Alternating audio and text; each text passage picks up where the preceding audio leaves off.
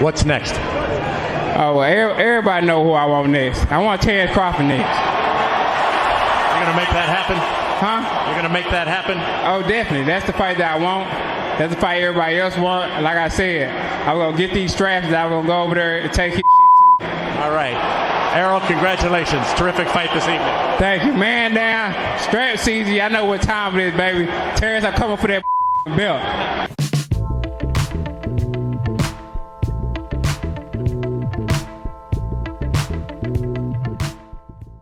So after Errol Spence TKO'd Ugas in a dominant fashion, the pound-for-pound #1 king Terence Bud Crawford gave his reaction to Errol Spence adding another man down to his resume, where Crawford said, quote, "Errol Spence, congratulations, great fight. Now the real fight happens. No more talking, no more side of the street. Let's go." Wink and a handshake emoji. In addition to that, Bud Crawford told Errol Spence, "Keep my belts warm. I will be coming to grab them later this year." End of the quote. One thing for sure and two things for certain. This is the fight of the decade. There's no mistake about it. I mean, when is the last time we had two fighters on this level when it comes to skill and ability, who are #1 and #2 pound for pound, actually fight each other in their prime?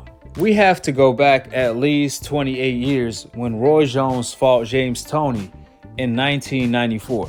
That's the last time I can recall two fighters on this level who were actually ranked #1 and #2 pound for pound that possess that type of skill. This is how lucky we are if we end up witnessing this fight. We essentially gonna witness something that haven't taken place for 28 years. Think about that for a second. Errol Spence and Crawford have so much skill that they can actually qualify to be superheroes. There's so much skill between these two. This is like Goku versus Vegeta. This is our Leonard Hearn, Ali Frazier, Jones Toney, Mayweather Pacquiao.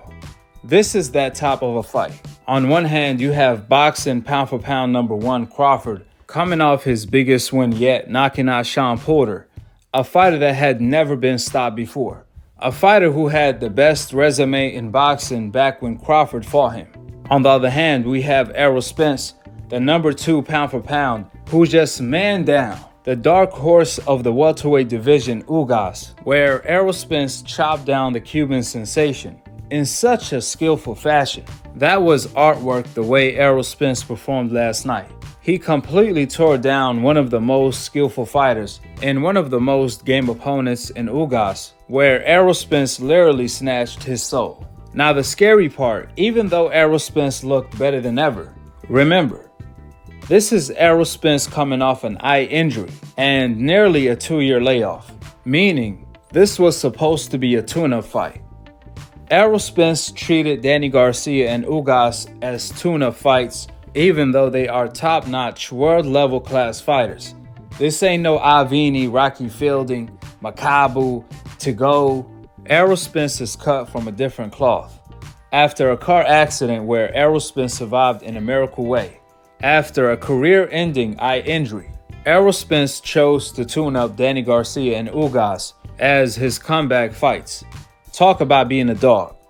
Errol Spence ended up dogging both Danny Garcia and Ugas. Furthermore, another thing that I was highly impressed from Errol Spence was his durability when he was fighting Ugas. How well and quickly Errol Spence recovered when Ugas hurt him in the 6th round, knocking his mouthpiece out. I believe Errol Spence buckled a couple times, however he quickly recovered, just like when Floyd Mayweather got hurt by Sugar Shane Mosley, and quickly recovered in that same round. That's exactly what happened with Errol Spence. He got hurt, but quickly recovered just like Floyd Mayweather did, which this is something the bull Errol Spence definitely needs in his arsenal when he charges at the Matador, Terence Bud Crawford, who happens to be a knockout artist. More importantly, Errol Spence cannot afford to make the rookie mistake he made on his last 2 fights against Danny Garcia and Ugas, where for some odd reason, his mouthpiece fell out, and Errol Spence turned his back looking for the mouthpiece during the actual fight. Now, I don't care if the referee said stop or whatever the case may be. At the end of the day, or at least the night, You have to protect yourself at all times inside of that squared circle. That's literally the #1 rule. For Errol Spence's sake, this better be the last time Errol Spence looks around for his mouthpiece during the actual fight. Because what's concerning is not that his mouthpiece went out. Absolutely not, that's normal. What's concerning is that Errol Spence is looking around for his mouthpiece during the actual fight. Now, if Errol Spence makes a rookie mistake like that against Crawford, that will be the end of the night for Errol Spence, because that will end up being the last mistake he makes fighting Crawford. So Errol Spence better tighten it up when it comes to that department. Last but not least, I hear a lot of people asking, what outlet has Crawford and Errol Spence as pound for pound #1 and #2 in the sport of boxing? Well, that would be new media. We do. New media pound for pound list is the most reliable and credible pound for pound list in all of boxing. Unlike old media biased pound for pound lists that fits their agenda of deceiving the public in order to promote the fighters on the hope list as the best, regardless if they lost or even cheated. They're willing to erase their losses. They're willing to erase their history of cheating. So they turn the pound for pound list from being the best to being the most liked, the most popular. That's why if we're talking about the best at fighting right now, then that's no other than Crawford and Errol Spence. But clearly, they have the complexion for the neglection, which that's where new media comes to the equation. New media agenda, narrative, or whatever you want to call it, is the whole absolute truth. And your brother Akhi always put it together like puzzle. Nevertheless, the fight of the decade must happen next, as this fight has been a half a decade in the making. So the fight must happen now or never for the undisputed pound for pound #1 king in the sport of boxing. There is no bigger accomplishment to achieve in the sport of boxing than winning this fight.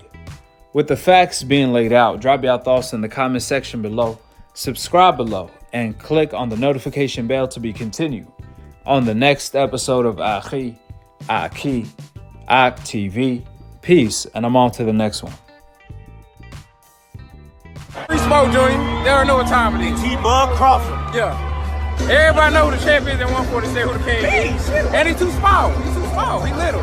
He light in the ass. Hey, look.